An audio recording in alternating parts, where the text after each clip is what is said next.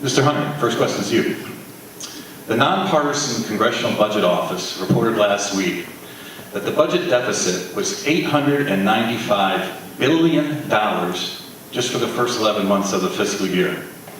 The CEO also said the deficit would hit $1 trillion by the end of the fiscal year, which is week after next.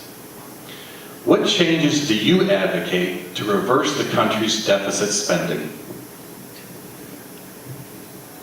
CT, it starts with the restoration of honest service in Congress.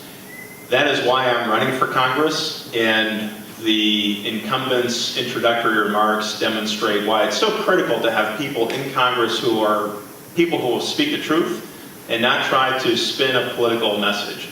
So for example, one of the things that I think we can do to reduce the deficit is to engage in bipartisan, truly bipartisan work that results in lowering the annual deficit and lowering the debt. Not giving corporate tax breaks to entities that don't need it, not giving tax breaks to the upper 1%, but instead solving to the fiscal problems that we have now, as a result of this Congress, exacerbated.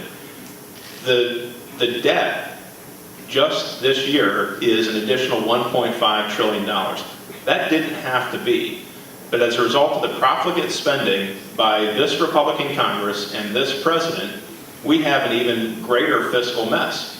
When I'm in Congress, I will be part of the Problem Solvers Caucus. That is a group of bipartisan members of Congress who are interested in solutions, not spinning an ideology, not trying to force through an agenda, but simply solving problems and moving on.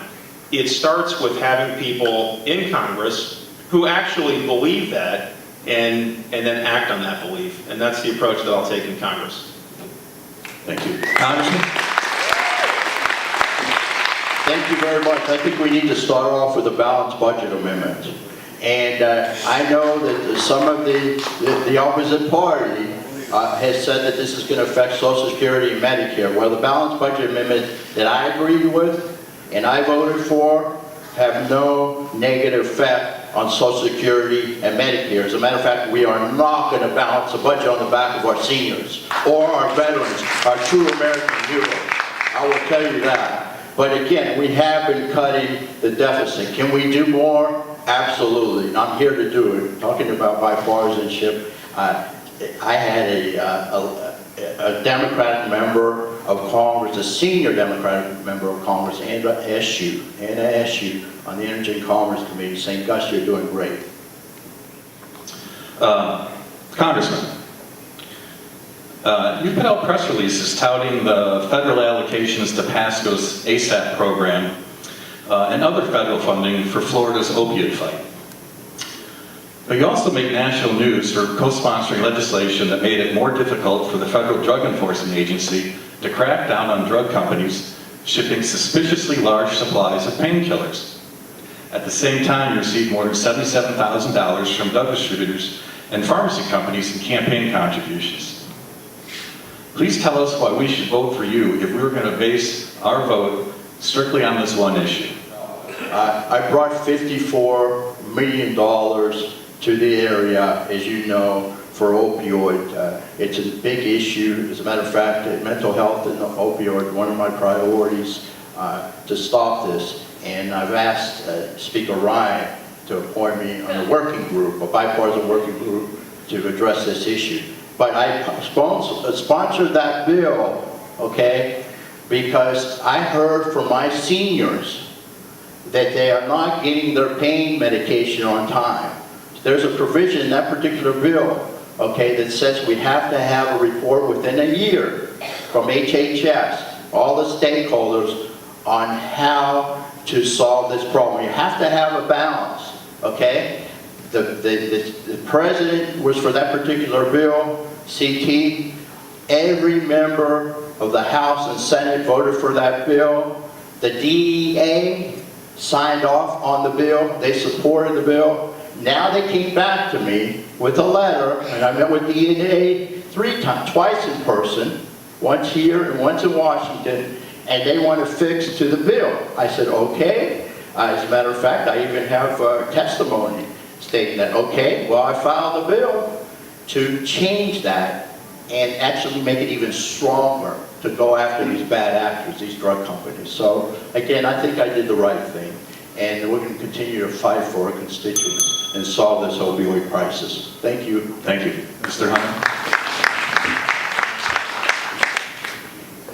Folks, let me be crystal clear about this. This is reason enough. Reason enough.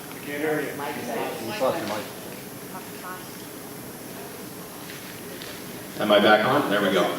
So let me be crystal clear about this. This is reason enough for every single voter in the 12th Congressional District, whether you are a Republican, a Democrat, an NPA, an independent, no matter what your party registration is. This is reason enough to vote him out of office. When I talk about honest service, I talk about having people in Congress who will do the right thing, not the wrong thing. Gus did the wrong thing, and it's been demonstrated through the reporting of a free press, thank God. This member of Congress, along with a cabal of others, sold us out to the opioid industry in a way that exacerbated the public health crisis right here in Pasco County. While he was selling out to opioid lobbyists, I was prosecuting pharmacy criminals right here in Newport Richey. It is about time that we hold him and everybody else accountable and no longer let him get away with saying things that are simply not true. Governor Rick Scott has ads targeting U.S. Senator Bill Nelson as part of the problem in Washington because he's been in the Senate since 2000 and was a congressman before that. If voters are to believe Scott's campaign pitch, shouldn't you and your family be considered similarly?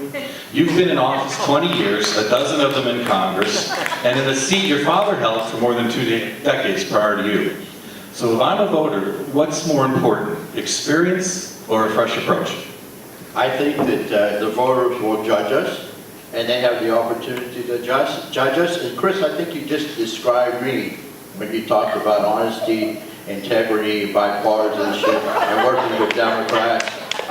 All of my bills, I would say 95 to 97% of my bills, I have a Democrat co-sponsor. As a matter of fact, the EpiPen bill to lower those prices of the prescription drugs and not have these crooks, these monopolies take over is due to my bill that will fix that and lower the prices of drugs by hundreds of dollars. It's been proven, and I did that with a Democrat. First of all, sir, I passed 9 bills. They're wonderful bills. They affect the people here, community health centers, reauthorization. If I'm not effective, then the people have a right to vote me out. But I work very hard in the district. I'm here in the district every weekend, I think, and I attend as many events as I possibly can, because as I said, the best ideas come from the people. I take this job, and I haven't had a vacation since 2013, but I love serving my people. And if the people will have me, I'd like to serve another couple of years. Thank you very much. 1 minute. This member of Congress is a career politician who inherited the seat and still puts his dad's name on the ballot. It is time for a change. Not merely any change, but it is time for a change that results in sending to Congress somebody who will, in fact, represent the people and not the PACs that fund this incumbent. You know, when you think about what happens to career politicians, this incumbent is Exhibit A of somebody who goes off to Washington, forgets who sent him there, and then casts votes with the PACs that give him money. This is a member of Congress who has taken over $2.1 million in special interest PAC money just in the last 3 cycles. A 132% increase in PAC money from the first 3 cycles. That's a leading indicator of somebody who has lost his way, who has forgotten that it is the people to serve, not the DC PACs.